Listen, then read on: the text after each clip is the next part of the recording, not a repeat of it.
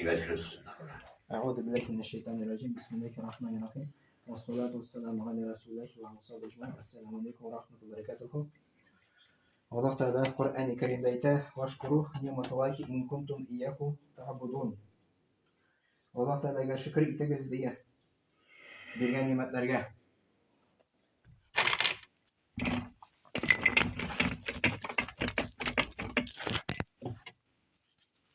Bugün şükür teması bo'la. İnşallah. Şükür degan. Şükür Ruscha bo'la, благодарность degan edi. Alloh taolo Qur'onda aytadi, "Menga shukr etingiz" deydi. Shukr etingiz deydi. Tag'in bir oyatda aytadi, "Washkuru li va la takfurun." Menga shukr etingiz deydi, menga kufrlik qilmag'iz deydi. Shukr bo'yicha biz dars o'tgandik bir vaqt. Shukr bo'yicha kishi 5 turga bo'linadi. Birinchisi aytgandik, ne'matni tanimay.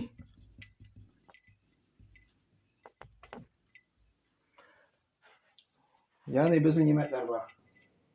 Ko'z ko'ra, quloq eshita, oyoqlar yuriy, kislorod bor, bu Alloh taolo bizga berdi. Quyoshning nuri bizga xat kelib yetadi, quyoshning jilosi bizga xat kelib yetadi.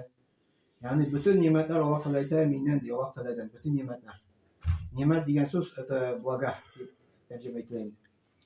Ikkinchisi ne'matni toniy, ammo ne'matni berishini tanimay. Ya'ni Allohni tanimay.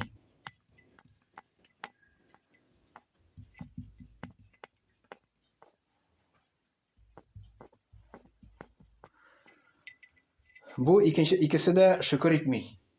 Şükür etmiyor. Yani Allah Teala'nı tanıyor. То есть ne'matni tanıyor, но Allohni tanımıyor. Bu şükür etmiyor şu Allah. Üçüncüsü ne'matni tanıyor, Allohni tanıyor. Şükür etmiyor.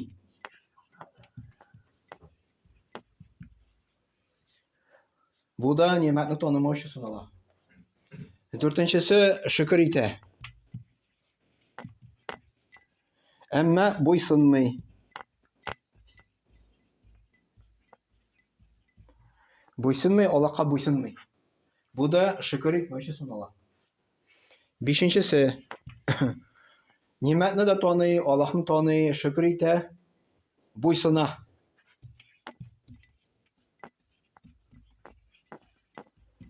Mana bunisi bo'laydi shukr etuvchi.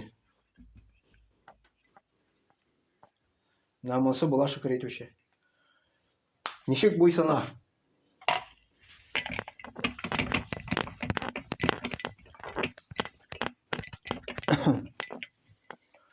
Shunday tushuncha bor, islom degan tushunchasi, islom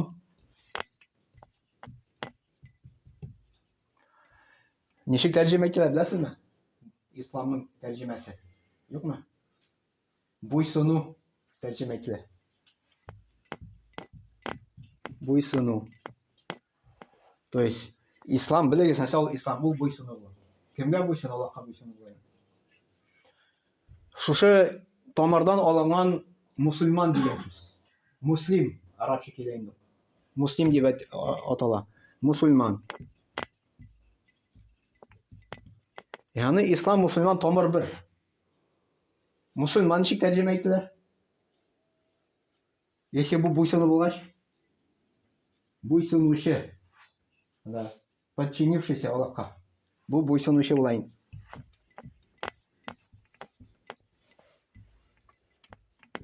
Bo'ysunuvchi. Muhammad Payg'ambar sollallohu alayhi vasallam aytdi, islom 5 bo'g'inadan turadi. İslamning asli bor, 5 bo'g'ina.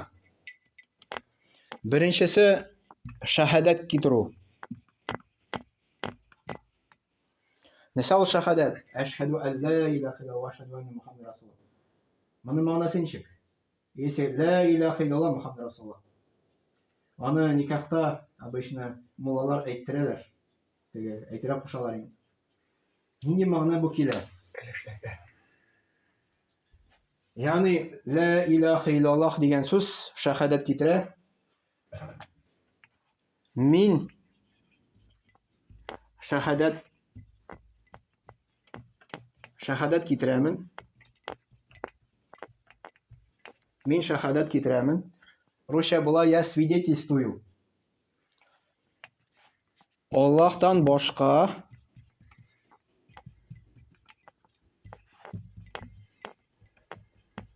илаһ юк.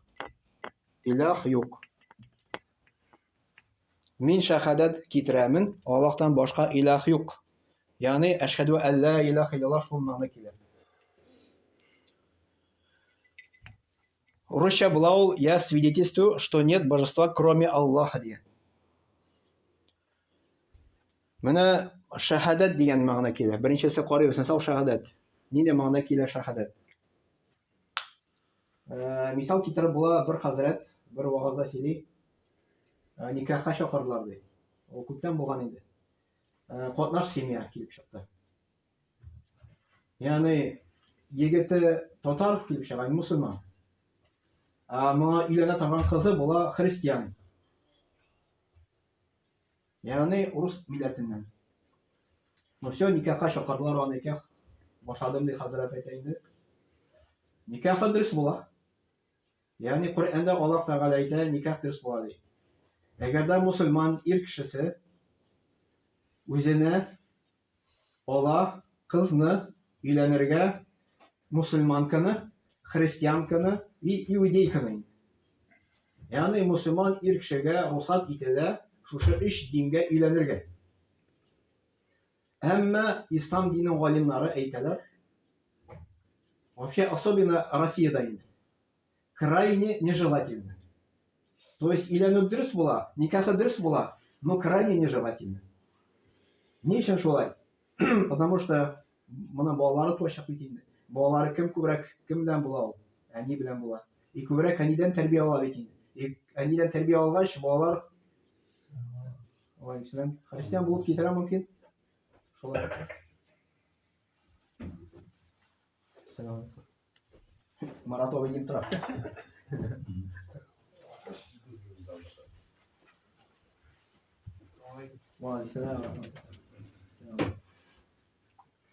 Yani хәзер онытабыз, нәрсә шәһадәт дигән. Yani хәзрәт әйтә, мин тәкъдим иттем ди кызга ди, исламны кабул итәргә. Yani ул исламны кабул итмәсә була, никах дөрес була. Әмма бар тәкъдим иттем ди, предложил ди. Ул кыз әйтә, что для этого нужно сделать ди. Мен әйтәм, менә шушы шәһадәт итәргә. Я свидетельствую, что нет божества кроме Аллаха ди. Мин шәһадәт кыламын, Аллаһтан башка илаһ юк. Ул әйтә, ну хәзрәт, это несложно сделать ди. Мин әйтәм бияны. Хәзрәт андары шушы ла илаһа илlallohның әйтте ярты сәгать аңлаттым ди. Нәрсә ул? Нинди мәгънә килә? Мин әйтәм ди, просто сүз бар ди. Ахмад бөлмәгә керде, Ахмад чыкты, бу просто сүз. Бар икенче төр. Мәсәлән, Ахмад монда килде, Ахмад чыкты дигән сүз, син шәһадәт китерәсең. То есть син күрдең, син свидетель аны. Бу уже икенче мәгънә килә.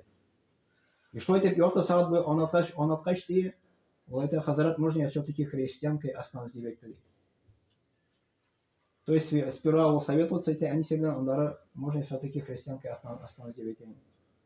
Yani никахта ул әйтә ала, әйтә, әмма аның мәгънәсен белми. Мисал мәгънә килә. Ла илаһа илlallah. Смысл то, что мин шәһадәт китерәмен, я свидетельствую. Аллаһтан башка илаһ юк. То есть Аллаһтан башка. Мисал илаһ беренчесе. Илаһ дигән сүз это объект поклонения. Объект поклонения. То, чему поклоняются люди. Илаһка керә монда христианнар Иисуска поклоняться итәләр. Шушы илаһка керә. Мәсәлән, буддистская религия, алар сынымга, путка табыналар, Буддага табыналар. Кемдер куядыр сыерга табына, кемдер кусыга табына. Төрле минде. Кемдер нәфсенә табына, кемдер акчага табына, кем аракыга табына, төрлечә инде. И без әйтәбез, юк, без аңар табынмыйбыз беркемгә дә. Без отрицание итәбез, юк, без Гайса пәйгамбәргә дә табынмыйбыз, Иисуска да табынмыйбыз, сыерга да табынмыйбыз. Мәгәр Аллаһка гына. Аллаһка табынабыз. Потому что шин илаһ Настоящее божество дигәндә урысча ул була Аллах. Ул настоящий Бог дип әйтәбез инде. А все остальные это ложные. Все остальные кешеләр кемгә поклоняться итәләр, это все выдуманные кеше белән. Они все ложные, аңар поклоняться итәргә бесполезно. А настоящий Бог ул була Аллах. Менә бу шахадатның мәгънәсе. Андары моның икенчесе өлеше килә.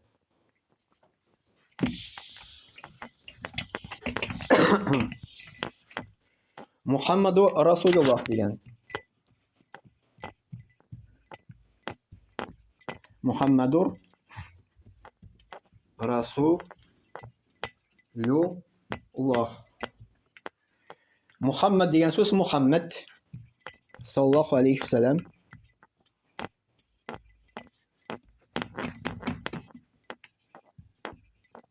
Мухаммад. Расул дигән сүз илче, посланник. Аллах Аллахның илчесе.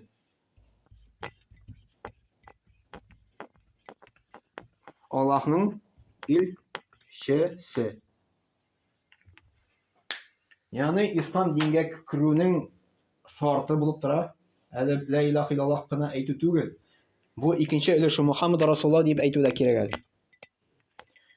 Ва ашһаду анна Мухаммад Расулуллах, мин шахадат китерәмен, Мухаммад Аллахның илчесе дип. Я свидетельствую, что Мухаммад саллаллаху алейхи ва саллям посланник Аллаха. Кем ул Мухаммад? Аның турында тоже үзенең историясы бар, китапларда язганнар. Мин аны сөйләгәнем үткән дәрестә. Кратканы әйтәм, иншаллах.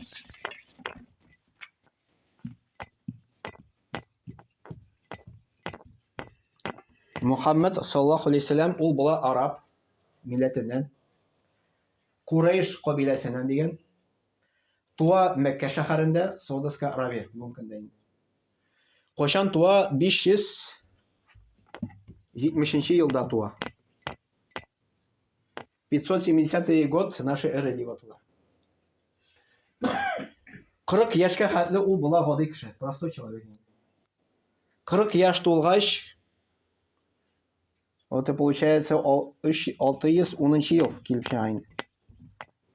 Шулай килеп чыга 610 елда. Аңар 40 яшь тулгач, 40 яшь, ул була пәйгамбәр. Ул була пәйгамбәр. Пәйгамбәр дигән сүз Аллаһ Тәгаләнең пәйгамбәре, это означает, что Аллаһтан аңар хәбәр килгән. То есть ему приходили откровения от Аллаха.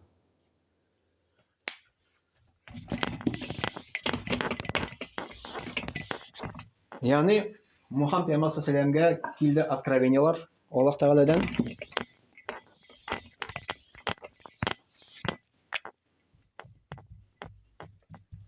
Аллаһтан Җибраил фәрештә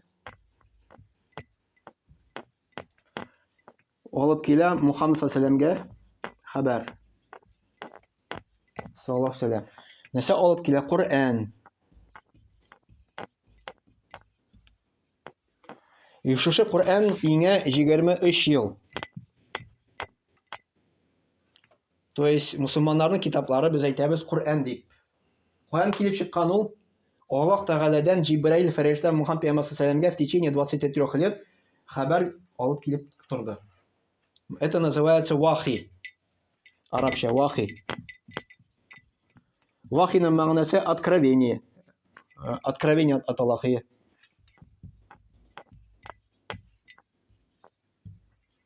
И шушы вахи откровение Аллаһтан килә только пәйгамбәрләргә генә. Именно шушы Коръән әйтегенне инде 23 ел. И Мухаммад пәйгамбәр саллаллаху аны сөйләде сахабаларына. Сахабалар это те, которые Мухаммад саллаллаху күрделәр, шандылар, иман китерделәр һәм иманда үлделәр. Бу сахаба. То есть те, которые видели живого Мухаммада саллаллаху аңар шандылар һәм шушы иманда үлделәр. Мухаммад пәйгамбәр саллаллаху шушы Коръәнне сахабаларга сөйли. Сахабалар аны яклыйлар, язалар. Язалар тиреләргә, ташларга, яфракларга, кемдер инде яклый. И в течение 23 лет шулай була. И андары Мухаммад пәйгамбәр үлгәннән соң, ул вакытта Абу Бакр була мусламаннарның җитәкчесе, әмер итә Коръәнне бер китапка җыярга. Бөтен сахабаларны җыя, которые Коръән ятын белә, ученыйларны инде дип әйтәбез. Назначать итә теге язучыны, аның исеме Зейд бин Сабит дигән, аңар диктовать итәләр, ул яза. Ул вакытта нинди китап булган без белмибез. Потому что ул заманда мондый китаплар булмады, мондый кыягазлар булмады. Ул вакытта тирегә язганнар, тон кайдар язганнар. Может, ул Коръән беренче тиредән булгандыр, хайванның тиресеннән булгандыр, менә шулай дип прилису иткәннәр инде. И шушы Коръәнне язганнан соң күчерәләр 4 экземплярга инде. И ислам дәүләтенең 4 почмагына шулай җибәрәләр. И безгә хәле килеп җитә менә шулай. Из поколения в поколение. Аллаһ Тәгаләдән Коръән.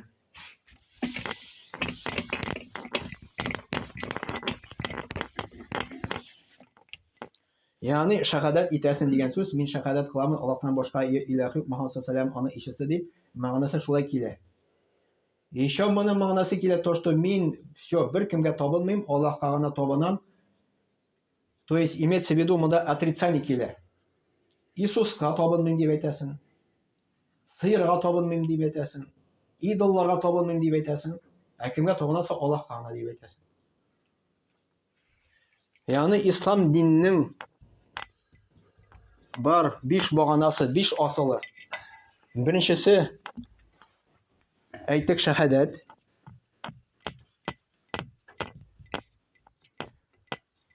Шәһадәт буенча тоже бер мисал китерәсе килә, тога искә төште. Монда хәле килгәнче бер шәһәрдә, ягъни Балы шәһәрендә, анда хәзрәт сөйләгәне, тоже никах белән килделәр ди. Монда тоже катнаш семья. Монда уже наоборот килеп чыкты. То есть ир кешесе урыс килеп чыкты инде, христиан, кыз инде мусульман дип әйтәбез инде, татар. Но монда никах дөрес түгел. Никах дөрес була, пока шушы аны егете исламны кабул итми. А исламны кабул итәргә тиеш ул на самом деле, не просто теге никах өчен генә. Никах өчен генә кабул иткән булса, ул вакытта була ул лицемер килеп чыга. То есть мунафик килеп чыга. Менә шулай никахта килделәр ди, хәзрәт әйтә, нужно ислам принять, а то ислам этот никах дөрес булмый дип әйттем ди. Он тоже сорады, что нужно для этого сделать. Ул әйтә, менә шушы шәһадәт әйтергә инде, ла илаһа илlalloh Мөхәммәд расулуллаһ. Я дип әйтә, произнесу. Хәзрәт әйтә, алайса, если син моны әйтсәң ди, сиңа йөкләтелә, то есть имеется в виду, на тебя ложится обязанность, мәчеткә килеп, һәр атна саен җомага килеп, җома укып китәргә. Беренчедән, икенчедән, хәзер самый главный священника шалтыратабыз, әйтәбез, фулян кеше дип, исламны кабул итте ди. Ул әйтә, юк, кирәк түгел дип әйтте ди. То есть исламны кабул итү на самом деле ул була, на самом деле син әйтәсең, что ислам дин Аллаһ Тәгаләгә табынам, Мөхәммәд пәйгамбәр саллаллаһу аны ишесе дип, син шәһадәт китерәсең. Икенчесе монда уже намаз уку дип килә. То есть без әйттек, әгәр дә син ла илаһа илlalloh дип әйтсәң, Мөхәммәд пәйгамбәр саллаллаһу алейһи әйтте, кеше җомакка керә ди, попадет в рай, җәннәткә керә. Җәннәткә керә. Кем ла илаһа илlalloh Мөхәммәд расулуллаһ дип әйтә. Бер галимнан сорадылар. Чыннан бенде теге ла илаһа илlalloh җәннәтнең ачкычы. То есть ключ к раю, ла илаһа илlalloh. Дип әйтте. Дөрес әйттең, ул ла илаһа илlalloh җәннәтнең ачкычы. Но сез карагыз, ачкычка внимательно. Ачкычның бит тешләре бар ди. Тешләре замокка туры килсә генә замок ачыла ди. То есть имеется в виду, бу җәннәт ачкычы, җәннәткә кереш аны бит әле теге ача торган нәрсәсе бар бит әле.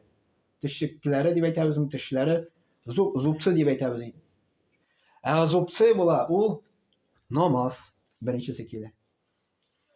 То есть син шәһадәт әйттең, син әле ислам дингә кирдең генә. Син шушы Жәннәт юлга гына бастың гына. Но тебе еще не гарантируется, что ты попадешь в рай. А кайчан син намаз укый башлыйсың? Шул вакытта гына Мөхәммәд пәйгамбер саллаллаһу алейһи ва сәлләм әйтте. Мөхәммәд пәйгамбер саллаллаһу алейһи ва сәлләм әйтте, кем кыямәт көненә ди намазы алып килә ди, Аллаһ Тәгалә вәгъдә кыла ди, кешене җумакка кертергә ди, җәннәткә кертергә. Әгәр дә намаз алып килми икән ди, вәгъдә кылмый ди. Тел җумакка кертә ди, тел тамакка кертә ди. И поэтому вот намаз это является основой поклонения. Бу гыйбадат. И даже Мөхәммәд пәйгамбер саллаллаһу алейһи ва сәлләм әйтте, гыйбадатның терәге дип даже дип әйтте. И кем намаз укый, без бит әйттек шөкер буенча. Кем намаз укый, ул Аллаһка шөкер итә башлый. То есть 5 вакыт намаз, 5 намаз. Как вы представляете намазны? То есть какой-то әби, яулы кигән, анда намаз укый көне буе нәрсәләр. Яшь кеше әйтергә мөмкин, мин һәр намазга басам, мин хәзер эшлисе бар бит. Вакытым юк мин намаз укырга дип әйтәм. Аллаһ Тәгалә әйтми, вакытың бармы, юкмы? Намаз укырга куша, Аллаһ Тәгалә Коръәндә. Но намаз монда килә бүленә поэтому. Бар фарыз дигән әйбер. Бар сүннәт дигән әйбер. Бар нафил дигән әйбер. Хәзер аңлатам нәрсә ул. Фарыз ул мәҗбүри, обязательно. Сүннәт желательно. Нафиль тоже желательно. Тоже желательно. То есть Аллаһ Тәгалә от нас требует только менә бу обязательный. Им беренче. А те сүннәт, нафиллар желательно килә. Чтобы җумакка керер өчен нужно фарызны үтәргә. Фарыз алар 5 дип әйтәбез. Иртәнге намазы 2 рәкъгат. Фарыз намазы. 2 рәкъгат занимает 2 минуты, 2 минут. Ул беренче, икенче намаз илә намазы 4 рәкъгат. 4 рәкъгат занимает 4 минут. Өченче намаз тоже 4 рәкъгат. Икенде намазы тоже 4 минут. Дүртенче намаз акшам намазы 3 рәкъгат. Ул була 3 минут. Ясту намазы 5-нчесе 4 рәкъгат. Занимает 4 минут. Если бөтен минутларны кушсаң, килеп чыга 17.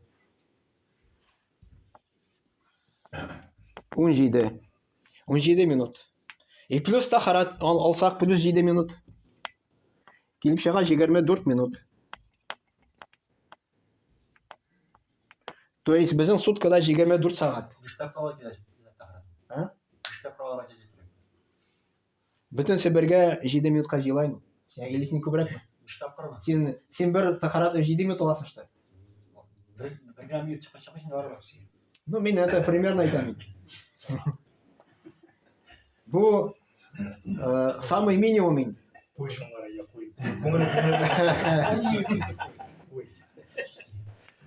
То есть 24 сәгатьтән Аллаһ та бездән сорый посвятить 24 минут Аллаһка. Күп түгел. И һәр намаз үз вакытында бар инде. Авыр түгел. Но намазга укысаң, кешегә нинди нәрсәләр буласың? Аллаһ та что ему обещает?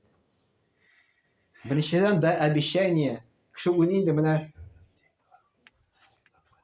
мәчеткә килдем дә 50 сум салдым да и уйлый инде Аллаһ мне все должен. Все. Мин гомер буе бәхет булырга тиеш дип уйлый. Хотя она бетерми. Без дөньяга килү белән мы уже находимся в кредите перед Аллахом. Бу күзләр бит Аллаһ бирде. Бу күзнең бәясе күпме микән? Ишетү аппаратының бәясе күпме микән? Йөрү аппаратының күпме микән? Кулларыбызның күпме микән бәясе? Аны аңлый, кем моны югалта? Ничә кешеләр аяксыз калган, йөри алмый? Ничә кешеләр мәсәлән колаклары ишетми? Ничә кеше сукыр калганнары бар? Аварияләр күпме инвалид калганнары бар? Ә бит изначально безгә Аллаһ Тәгалә ана эчендә шушы нәрсәләрне бирде бит. Бирде. И мы, как перед нами обязанность стоит благодарить Аллаха за эти блага. Ничек благодарить? Именно шушы вакытны Аллаһка выделять итәргә. Күп түгел. И плюс к этому Аллах Та'аля обещает еще выделять итсен үлгәннән соң рай обещает. Беренчедән, икенчедән, бу дөньяда Аллах Та'аля Коръәндә әйтә, хуш тереклек белән шушы кешене яшәтербез ди. Хуш тереклекне яшәтербез дигән сүз, кем намаз укый, галимнар әйтәләр, Аллах Та'аля аның күңеленә ди тынычлык сала ди. Моңа дәлил, доказательств. Коръәндә Аллах Та'аля әйтә, непоминание мне Аллаха ди успокаивается сердца ди. Коръәндә Аллах Та'аля әйтә, Аллаһны искә төшерү белән күңелләр тынычлана ди. Күңел тынычлана микән соң намазга баскач? Күңел тынычлана намазга башкач, намазның әле бар эчтәлеге. То есть бар тышкы гамәлләр, без менә булай итәбез, сәҗдә кылабыз. Бар эчтәлеге. Эчтәлеге безнең сердце, безнең күңел Аллаһ белән сөйләшәме или юкмы? Или безнең тел генә сөйләшәме Аллаһ белән? То есть без намазлыкка китердек тәнне, күңел әле кая йөргән мөмкин. Я базарда, я кайда, я нәрсә. То есть без уй килә кешегә. Намаз укыганда, Аллаһ Та'аля белән сөйләшкәндә нужно стремиться күбрәк Аллаһ турында уйларга. Күбрәк Аллаһ турында уйласаң, синең күңеле Аллаһ белән тынычлык сала. Так, моны әйттек. Хәзер күчәбез. Это минимум инде кирәк, чтобы җомага керергә. Дальше бар еще дополнениелар. Сүннәт намазы. Сүннәт намазы ул фарыз белән бергә килә. Фарыз белән бергә килә. Сүннәтне калдырсаң гынахасы юк. Но постоянно калдырсаң гынах булырга мөмкин дип әйтәләр галимнар.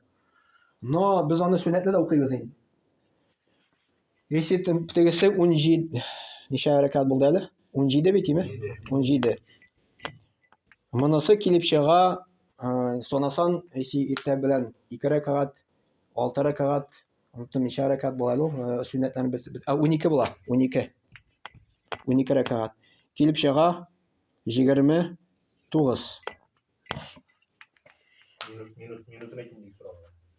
Яра, аны сайтып тормыйм. Yani biz Аллаһ Та'аляга вакыт выделять иткән сайын, бу получается без Аллаһ Та'аляга курбан итәбез үзебезнең вакытыбызны. То есть мы жертвуем ради Аллаһ үзебезнең вакыт белән. Сүннәт еще плюс 12 укысан, Мухаммад пәйгамбәр саллаллаху алейһи әйтте, Аллаһ Та'аля шушы кешегә ди, җәннәттә ди, йорт салып куя ди. Аллаһ йорт сала. Без бу дөньяда йорт салабыз. 10 ел салабыз, 20 ел салабыз, кемдер күбрәк сала мәсәлән, кемдер әзрәк сала, кемдер зур коттеджлар төзи инде, кем виллалар сала, байрак кеше. Монда Аллаһ Та'аля үзе салып куя дигән, сиңа саласы булмаячак. Килә ул Мухаммад пәйгамбәр саллаллаху алейһи әйтте, кем ди җимахның ди җәннәтнең иң түбән дәрәҗәгә керә ди. То есть тот, кто займет самое низкое положение в раю, тому даст Аллаһ Та'аля такой дом, который и за 2000 не сможет обойти его дигән. 2000 елда аны урап чыга алмаячак. Стеналар, кирпичләр алтыннан була дип килә хадистә. Из золота. То есть акылга сыймый торган әйбер. Кая куярбызмы? Алтындаймы? Теге апалар әйтәләр,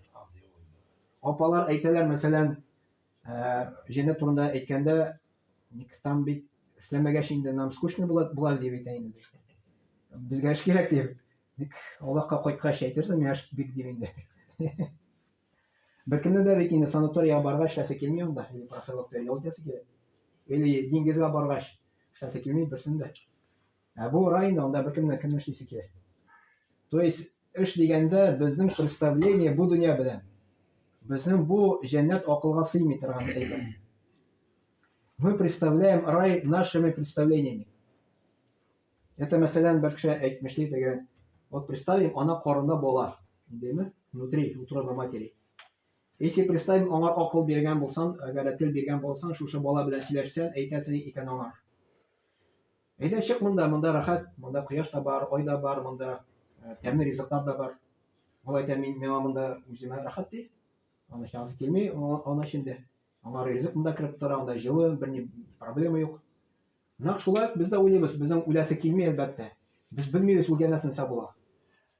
Но Аллаһ Тәгалә әйтә, дөнья дигән сүз, то есть мәгънә дөнья дигән сүз арабча если перевести, означает самая низкая жизнь дигән сүз. Мы находимся на самом низком уровне жизни.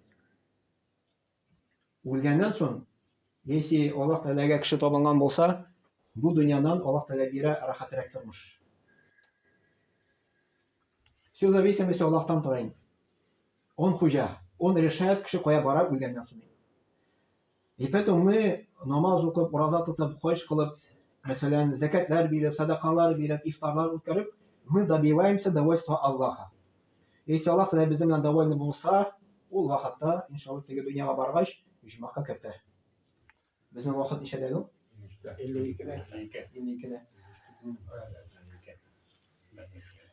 Нәфил намазлары дигәндә, бу инде тагын еще желательно. Кем дә кем хочет еще Аллаһ Тәгалә якынайырга, может дополнительно еще намазы, төнне укып чыкса була намазы, көнне укып чыкса, пожалуйста, вакыт бар икән. Если ул теге матамаса инде башка эшләргә.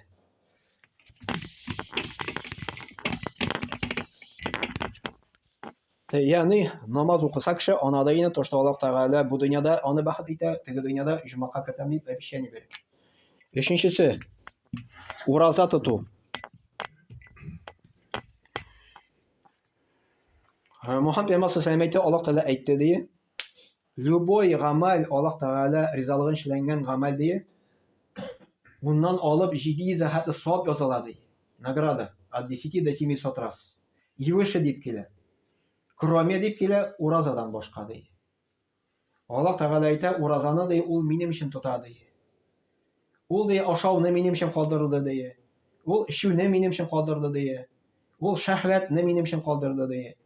Шуның өчен мин аны ди теге дөньяда аерым түләчәкмен ди. И тагын Мухаммад пәйгамбәр сәлләму әйтте, кем дә кем ураза тота, бер көн Аллаһ юлында, Аллаһ Тәгалә шушы кешенең йөзен ди җәһәннәм утыннан 70 елга ерагайта ди. Отдаляет от ада его лицо на 70 лет пути. То есть җәннәткә якынайта дигән сүз. Андары ураза тоткан кешегә кыямәт көнендә үлгәннән соң, то есть без кайчан дөнья бетә, дөнья беткәннән соң Аллаһ Тәгалә безне кыямәт көненә терелтә. Шушы кыямәт көндә Аллаһ Тәгалә әйтер, ураза тотучылар бармы ди инде. Ураза тотучылар басарлар дигән. И бер ишек ачылыр иҗмактан, җәннәттән инде ар-раян дигән ишеге. Ураза тотучылар шуна кирип китәрләр. Соңгы кеше керү белән дип ишек ябылыр, алардан башка бер кем дә керә алмас ди. То есть без ураза тотканда жертвовать итәбез үзебезнең шәһвәт белән, үзебезнең ашау белән, үзебезнең шү белән. Аллаһ ризалыгы өчен. И без моны итәбез по своему желанию. И Аллаһ Тәгалә шуның өчен безне награждать итә. Нера безнең уже вакыт нәме. Иншаллаһ субханакаллаһ бихамдик. Ашһаду ан ла илаха илля анта, астагфирука ва атубу илейк.